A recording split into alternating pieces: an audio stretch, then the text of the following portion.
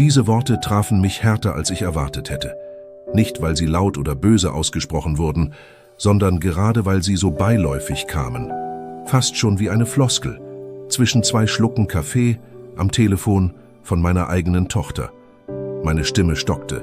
Ich stand gerade in der Küche, der Hefeteig ruhte in der Schüssel und die Sonne fiel durch das Fenster auf die gedeckte Tischdecke. Eine Decke, die ich extra für diesen besonderen Tag aufgehoben hatte. Mein Geburtstag. Mein 70. Geburtstag. Ich hatte nicht viel erwartet. Kein großes Fest, keine Geschenkeberge. Nur ein Tisch mit Menschen, die ich liebe. Ein paar Umarmungen. Vielleicht das gemeinsame Lachen über alte Geschichten. Doch stattdessen bekam ich eine Ausrede. Eine höfliche Ausladung. Und das, bevor ich überhaupt eingeladen hatte. Zu voll, sagten sie. Und meinten damit das Wohnzimmer meines Sohnes, in dem angeblich schon alles geplant sei. Ohne mich. Ich weiß nicht mehr genau, was ich darauf antwortete.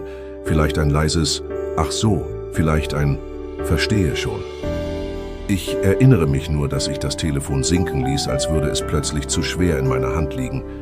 Und dass ich dann minutenlang in der Stille stand, die nur vom Ticken der Wanduhr unterbrochen wurde. Ich sah auf den Kalender an der Wand. Das Datum war umkringelt. Ein kleines rotes Herz daneben. Ich hatte es selbst gemalt. Vor Wochen. In Vorfreude, in Hoffnung. An diesem Abend saß ich lange wach. Ich dachte an all die Geburtstage, die ich vorbereitet hatte, als die Kinder klein waren. An die bunten Luftballons, an die schiefen Kuchen mit viel zu viel Zucker, an das leuchtende Kinderlachen. Ich fragte mich, wann ist das Lachen leiser geworden? Wann bin ich leiser geworden? Und dann, wie aus einem Impuls heraus, öffnete ich den Laptop. Ich suchte nach einem Ort, einem kleinen Saal. Nicht zu groß, nicht zu teuer. Nur ein Raum mit Platz für Geschichten. Für mich. Und ich reservierte ihn. Allein. Ich heiße Margarete. Freunde nannten mich früher Gretel. Doch heute nennt mich kaum noch jemand beim Vornamen. Meistens bin ich nur noch die Oma, wenn überhaupt. Ich bin 70 Jahre alt, verwitwet seit 9 Jahren und wohne allein in einer kleinen Wohnung am Stadtrand. Das Haus ist ruhig, vielleicht zu ruhig. Die Nachbarn grüßen freundlich, aber keiner bleibt lange stehen. Manchmal frage ich mich, ob ich für sie überhaupt sichtbar bin. Ich war früher Lehrerin, Deutsch und Geschichte. Ich habe Generationen von Kindern durch Aufsätze und Gedichte begleitet. Ich habe Tränen getrocknet, als Aufsätze misslangen und gelächelt, wenn jemand das erste Mal Rilke verstand. Meine Schüler haben mich geliebt oder gefürchtet, je nachdem, ob sie ihre Hausaufgaben gemacht hatten. Ich war streng, aber gerecht. Und ich hatte ein Herz für die, die zwischen den Zeilen lebten. Meine Tochter heißt Anja Bohr, mein Sohn Thomas. Beide erwachsen, beide mit Familien, mit eigenen Leben. Ich habe ihnen nie Steine in den Weg gelegt. Ich war da, als sie Babys waren, krank waren, weinten, lachten, ihre ersten Schritte machten. Ich habe auf die Enkel aufgepasst, gebastelt, gekocht, vorgelesen. Ich habe mein Leben um ihres herum gebaut. Vielleicht habe ich vergessen, mein eigenes weiterzubauen. Nach dem Tod meines Mannes, Heinrich, veränderte sich etwas. Die Besuche wurden seltener, die Gespräche kürzer. Aus Einladungen wurden vielleicht beim nächsten Mal. Aus Umarmungen wurden Telefongespräche. Und irgendwann wurde selbst das spärlich. Ich will nicht klagen, ich habe genug. Ich bin gesund, kann noch allein einkaufen gehen, meinen Balkon pflegen. Ich habe Bücher, Fotos, Erinnerungen. Aber was sind Erinnerungen, wenn sie niemand mehr teilt? Ich frage mich oft, wann ich aufgehört habe, wichtig zu sein, wann mein Geburtstag zu einer logistischen Unannehmlichkeit wurde, wann ich nicht mehr Teil des Wir war, sondern nur noch eine Notiz auf dem Familienkalender. Vielleicht, und das ist ein bitterer Gedanke, war ich zu still, zu angepasst, zu bereit, mich zurückzunehmen. Vielleicht dachten sie, ich brauche das alles nicht mehr. Aber das stimmt nicht. Ich brauche kein Fest, kein Geschenk, nur das Gefühl, noch dazu zu gehören. Und deshalb habe ich den Saal reserviert. Nicht aus Trotz, sondern aus Hoffnung. Der Tag meines Geburtstags war ein Samstag. Der Frühling war gerade dabei, den Winter zu vertreiben. Die Bäume auf dem Platz vor meinem Haus blühten in zartem Rosa, als wollten sie mir zulächeln. Ich hatte mich früh am Morgen fertig gemacht, mein bestes Kleid herausgesucht, das mit dem dunkelblauen Stoff und dem weißen Spitzenkragen. Ich trug es schon zu Heinrichs Ruhestand und dann nie wieder. Heute war es Zeit, es erneut zu tragen. Die Sonne schien mild durch die Vorhänge, als ich mir den Lippenstift auftrug. Kein lautes Rot, sondern ein weiches Rosé. Dezent, aber lebendig. Ich wollte lebendig aussehen. Für mich selbst. Vielleicht auch ein bisschen für die Erinnerung. Der Saal, den ich gemietet hatte, war klein, aber warm. Ein Familienbetrieb mit runden Tischen, weißen Tischdecken und einem Kamin an der Stirnseite. Ich hatte Blumen bestellt, Sonnenblumen, weil Heinrich sie so sehr mochte. Und weil sie ein bisschen wie ich sind. Altmodisch, aber beständig. Immer dem Licht zugewandt. Auf jedem Tisch stand ein kleines Namenskärtchen. Ich hatte alle eingeladen. Schriftlich. Mit persönlichem Gruß. Nicht per WhatsApp, sondern ganz altmodisch. Mit der Post. Ich dachte, das wäre ein Zeichen von Wertschätzung, von Mühe. Ich weiß nicht, ob sie es so empfanden. Die Stunden vergingen. Der Tisch mit den belegten Brötchen blieb unberührt. Die Torte, Sahne, Erdbeeren, mein Lieblingsrezept, stand unangetastet auf dem Buffet. Die Stühle blieben leer. Ein Kellner fragte mich höflich, ob er den Sekt trotzdem öffnen solle. Ich nickte. Ein Glas schäumte still, als würde es für sich selbst anstoßen. Ich schaute auf die Uhr. Noch eine halbe Stunde. Vielleicht waren sie nur im Stau. Vielleicht. Doch dann summte mein Handy. Eine Nachricht von Anja. Mama, wir schaffen es heute nicht. Die Kinder sind erkältet und Thomas hat den Grill schon vorbereitet. Tut uns leid. Wirklich. Kein Anruf. Kein Wir holen es nach. Nur das. Kurz. Zweckmäßig. Ich starrte auf das Display, als würde es mir eine andere Wahrheit anbieten. Doch da war nichts weiter. Nur Schweigen. Und plötzlich wurde mir klar, ich war heute nicht Gastgeberin eines Festes. Ich war die einzige Besucherin meines eigenen Lebens. Ich saß da inmitten von leeren Stühlen, gefalteten Servietten und einem Kuchen, den niemand anschneiden würde. Mein Blick wanderte zur Tür. Ein letztes Mal. Kein Schritt, kein Lachen, kein herzlichen Glückwunsch, Mama. Nur das leise Knistern des Kamins. Etwas in mir begann zu bröckeln. Nicht plötzlich, sondern langsam wie feuchter Putz, der sich von der Wand löst. Ich hatte mein Leben lang für meine Familie gelebt. Ich war bei jedem Fieber wach geblieben, hatte jede Mathearbeit mit ihnen geübt, jeden Streit geschlichtet. Und jetzt? Jetzt war ich ein Programmpunkt, der nicht mehr wichtig genug erschien. Ein Kellner kam auf mich zu. »Soll ich das Buffet abräumen?« fragte er vorsichtig. Ich lächelte gequält. »Noch nicht. Vielleicht kommt doch noch jemand.« Aber ich wusste, dass niemand kam. Und ich wusste, dass ich nicht hier sitzen konnte wie eine verlorene Seele. Ich musste etwas tun. Irgendetwas. Ich stand auf, ging zum Tisch mit den Einladungen, die ich mir ausgedruckt hatte, für alle Fälle. Ich nahm sie in die Hand, einzeln, und las jeden Namen lautlos, als wollte ich sie beschwören. Anja, Thomas, Felix, Julia. Und dann legte ich sie nacheinander ins Feuer des Kamins. Der Rauch kräuselte sich langsam nach oben. Ich fühlte mich nicht besser, aber auch nicht mehr so machtlos.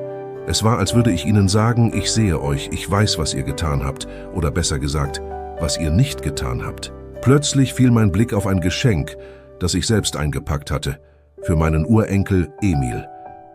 Ein kleiner, hölzerner Zug mit seinem Namen eingraviert. Ich hatte ihn wochenlang in der Werkstatt meines Nachbarn fertigen lassen. So ein Geschenk bekommt man nicht einfach irgendwo. Es war Liebe in Holz geschnitzt, ich hielt es in der Hand, zögerte. Und dann stellte ich es neben meinen Teller. »Das ist jetzt für mich«, flüsterte ich, »für das Mädchen in mir, das geglaubt hat, dass sie wichtig ist.« Dann griff ich in meine Tasche. Dort lag der Umschlag, den ich wochenlang vorbereitet hatte. In ihm befand sich ein Brief. Kein Vorwurf, keine Anklage. Nur ein letzter Versuch, ihnen zu sagen, wie sehr ich sie geliebt hatte und wie sehr es wehtat, nicht mehr Teil ihres Lebens zu sein. Ich stand auf, ging langsam zur Kaminbank und legte den Umschlag darauf. »Wenn ihr jemals zurückkommt«, sagte ich leise in den Raum hinein, »dann findet ihr ihn dort.« Ich setzte mich wieder. Stille. Die Art von Stille, die nicht leer ist, sondern voller Fragen. Und plötzlich kam sie. Die Erinnerung. Vor Jahren, als meine Mutter starb, hatte ich einen ähnlichen Fehler gemacht. Ich hatte das Gefühl, ihre Geschichten schon 1000-mal gehört zu haben. Ich war müde, genervt, abgelenkt vom Alltag. Ich hatte das Letzte verpasst, was sie mir sagen wollte. Damals dachte ich, ich hätte noch Zeit. Jetzt wusste ich, wie sehr ich mich geirrt hatte. Und vielleicht mussten meine Kinder auch erst das spüren, was ich nun fühlte. Vielleicht würden sie es irgendwann verstehen. Vielleicht nicht heute, vielleicht nie, aber der Brief, der wartete. Und manchmal ist ein wartender Brief stärker als jedes gesprochene Wort. Ich blieb allein zurück, während die Minuten wie Stunden verrannen. Der Raum, den ich mit so viel Hoffnung gefüllt hatte, fühlte sich plötzlich riesig und leer an. Jeder Luftzug schien mir zuzuflüstern, du bedeutest ihnen nichts mehr. Ich setzte mich wieder an den langen Tisch. Die Gläser funkelten, als würden sie mich auslachen. Der Kuchen, unberührt. Die Lichter, zu hell für so viel Einsamkeit. Ich spürte, wie sich meine Hände verkrampften. Mein Herz zog sich zusammen wie damals, als mein Mann mich verließ und ich zum ersten Mal wirklich allein war. Aber heute war es anders. Damals hatte ich Freunde, Hoffnung. Jetzt blieb nur die Stille. Du gehörst nicht mehr zu unserem Leben. Dieser Satz meiner Tochter hallte wieder in mir wieder. Immer und immer wieder, als hätte sie ihn mir ins Herz gemeißelt. Ich sah ihr Gesicht vor mir, wie sie es sagte. Ohne Wut, aber auch ohne Wärme, einfach gleichgültig. Ich erinnerte mich an ihre Kindheit, an die Tage, an denen ich mit ihr auf dem Sofa lag, wenn sie Fieber hatte, an die unzähligen Male, in denen ich ihr Haar geflochten, sie zum Ballettunterricht gebracht und heimlich mit ihr geweint hatte, wenn sie sich ausgeschlossen fühlte. Und jetzt sollte all das einfach bedeutungslos sein? Tränen stiegen mir in die Augen. Ich versuchte, sie wegzublinzeln, doch sie fanden ihren Weg über meine Wangen. Ich war keine Frau, die leicht weinte. Aber dieser Tag war mehr als nur eine Enttäuschung. Es war der Verlust einer Rolle, die ich mein Leben lang getragen hatte. Mutter, Oma, Rückgrat. Heute war ich nur noch eine Einladung, die ignoriert wurde. Eine Geschichte, die niemand mehr hören wollte. Ich griff nach dem Besteck, nur um es wieder sinken zu lassen. Wie isst man Kuchen, wenn einem das Herz zerbricht? In diesem Moment dachte ich daran, einfach aufzustehen und zu gehen, den Raum hinter mir zu lassen. Vielleicht sogar die Stadt. Was hielt mich noch hier? Aber ich konnte nicht, irgendetwas zwang mich zu bleiben. Vielleicht war es die Hoffnung, vielleicht der Trotz, oder vielleicht war es einfach die Liebe, die sich nicht so einfach abschalten lässt, egal wie oft man enttäuscht wird. Ein weiterer Gedanke stach wie eine Nadel. Was, wenn ich krank werde? Wer wird mich besuchen? Wer wird sich um mich kümmern, wenn ich schwach bin? Die mich heute ignorierten? Ich fühlte mich plötzlich wie ein Schatten meiner selbst. Jemand, der zwar noch existierte, aber von niemandem mehr gesehen wurde. Der Saal war schön, wunderschön sogar. Ich hatte mir Mühe gegeben, alles perfekt zu machen, aber es war, als hätte ich ein Theaterstück vorbereitet und das Publikum war nicht erschienen. Und ich war gleichzeitig Schauspielerin und Zuschauerin meiner eigenen Enttäuschung. Ich legte die Stirn auf den Tisch, spürte die Kühle der Holzplatte und ich ließ los. Ich weinte. Nicht laut, nicht dramatisch, sondern leise, still, erschöpft. Es war ein Weinen, das nicht nur von diesem Tag kam, sondern von all den Jahren, in denen ich zurückgesteckt hatte. Von all den Momenten, in denen ich gehofft hatte, dass Liebe irgendwann zurückkommt, nur um zu erkennen, dass manche Menschen dich nur lieben, solange du nützlich bist. Ich blieb eine Weile so sitzen, bis meine Tränen versiegten. Als ich den Kopf hob, sah ich mich um, und etwas hatte sich verändert. Nicht der Raum, nicht die Dekoration. Etwas in mir hatte sich gelöst, nicht gebrochen, sondern befreit. Ich saß noch immer dort, allein mit meinen Gedanken, aber irgendetwas in mir hatte sich verändert. Nicht über Nacht, nicht plötzlich, sondern wie das erste warme Licht, das nach einem langen Wintermorgen durch das Fenster fällt. Eine leise Stimme in mir flüsterte, du bist nicht weniger wert, nur weil sie dich vergessen haben. Ich stand auf. Langsam, aber bestimmt. Ich ging zum Fenster und schaute hinaus auf die Straße. Menschen gingen vorbei, lachten, redeten, lebten ihr Leben. Und da wurde mir bewusst, ich war nicht tot. Ich war nicht unsichtbar, ich war hier. Und ich hatte mir diesen Tag nicht gemacht, um zu trauern. Ich atmete tief durch und richtete meine Schultern. Dann ging ich zurück zum Tisch, zündete die Kerzen auf der Torte an, nicht für Gäste, nicht für Fotos, sondern für mich. Ich schloss die Augen, flüsterte einen Wunsch. Nicht nach Liebe von anderen, nicht nach Anerkennung, sondern nach Frieden in mir. Ich schnitt den Kuchen an. Ein Stück für jede Rolle, die ich in meinem Leben gespielt hatte. Tochter, Ehefrau, Mutter, Freundin, Kämpferin. Und ich aß ihn mit der Würde einer Frau, die nicht mehr wartet, sondern lebt. Dann fiel mein Blick auf das Handy, das ich seit Stunden ignoriert hatte. Keine Nachricht, kein Anruf, nur Stille. Aber diesmal traf sie mich nicht wie ein Schlag. Sie war einfach da. Und sie war erträglich. Ich öffnete meine Handtasche, zog einen kleinen Notizblock heraus.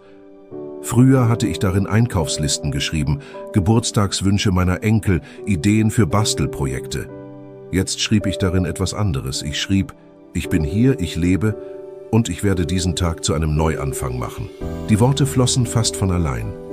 Ich schrieb über meine Enttäuschung, meine Wut, meine Trauer, aber auch über meine Sehnsucht, nicht aufzugeben, über die Kraft, die ich nie verloren hatte, nur vergessen. Ich schrieb, als würde ich mich selbst wiederfinden, Zeile für Zeile. Plötzlich hörte ich Musik, leise aus dem kleinen Lautsprecher in der Ecke des Raumes, den ich fast vergessen hatte.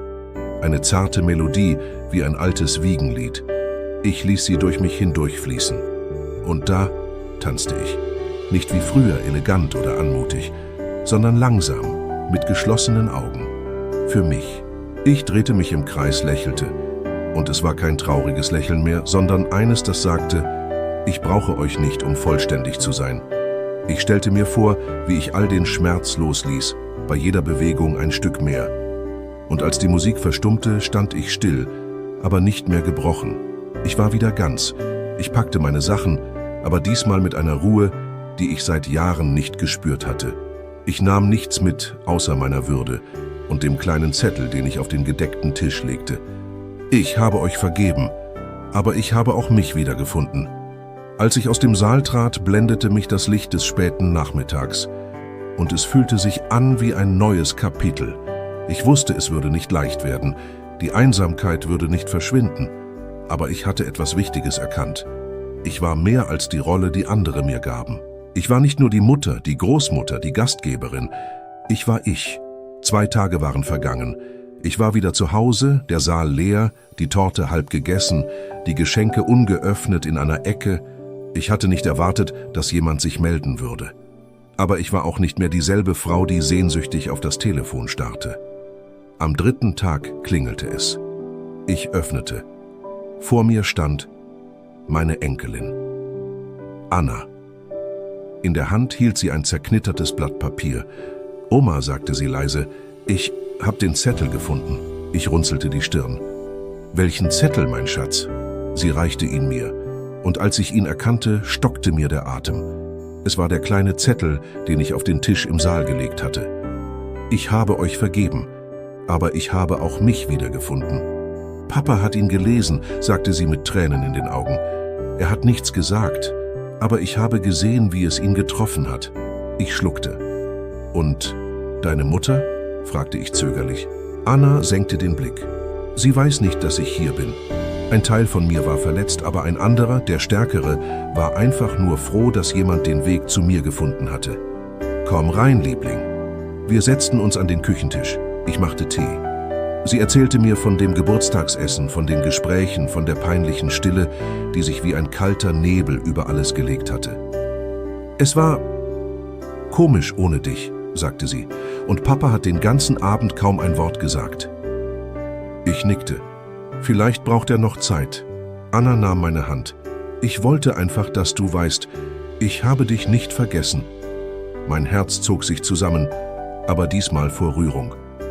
Danke, flüsterte ich. Das ist mehr, als ich erwartet habe. Dann griff ich in die Schublade und zog ein kleines Päckchen heraus, mein Geburtstagsgeschenk für sie. Ich wollte es dir ohnehin geben. Nicht, weil ich etwas zurückerwarte, sondern weil ich dich liebe. Einfach so. Sie öffnete es mit zitternden Händen. Darin war ein altes Foto von uns beiden. Sie noch klein, auf meinem Schoß mit Schokoladeneis im Gesicht und dem lautesten Lachen der Welt. Und ein kleiner Brief. Du wirst immer ein Teil meines Lebens sein, egal was passiert. Sie weinte. Ich auch. Es war kein lautes, dramatisches Happy End, kein Versprechen, dass alles wieder gut wird. Aber es war ein Anfang. Ein stilles Zeichen, dass Verbindungen nicht ganz verschwinden. Sie können verloren gehen, ja, aber auch wiedergefunden werden. Nicht durch Schuld oder Zwang, sondern durch Ehrlichkeit, durch Liebe. Ich sitze jetzt wieder allein an meinem Küchentisch, der Tee ist längst kalt geworden und draußen färbt sich der Himmel in ein zartes Abendrot. Die Wohnung ist still. Aber es ist nicht mehr diese schmerzhafte Stille, die früher wie eine Mauer um mich lag. Es ist eine Stille, die atmet, die Raum gibt. Ich denke oft an diesen Satz: Komm lieber nicht, es wird sowieso zu voll. Er hallt immer noch in mir nach wie ein Echo aus einer anderen Welt. Aber heute klingt er anders. Weniger wie ein Schlag, mehr wie eine Erinnerung. Eine, die ich anschauen kann, ohne daran zu zerbrechen. Ich habe begriffen, dass mein Platz in dieser Familie nicht davon abhängt, ob ich eingeladen werde oder nicht. Mein Wert hängt nicht von einem gedeckten Tisch ab, an dem ich sitzen darf, sondern von der Geschichte, die ich in mir trage, von der Liebe, die ich gegeben habe, von der Würde, mit der ich meine Schritte gehe, auch dann, wenn ich allein gehe. Und wissen Sie was? Allein zu gehen kann heilsam sein. Es zwingt einen, sich selbst zuzuhören, zu heilen, wo man sonst geschwiegen hat, zu vergeben, nicht für die anderen, sondern für sich selbst. Ich habe mich nicht in dem Moment befreit, in dem ich den Saal reserviert habe, auch nicht, als ich meine Kerzen allein ausgepustet habe, sondern in dem Moment, in dem ich aufhörte, um einen Platz zu betteln, der mir längst nicht mehr gut tat.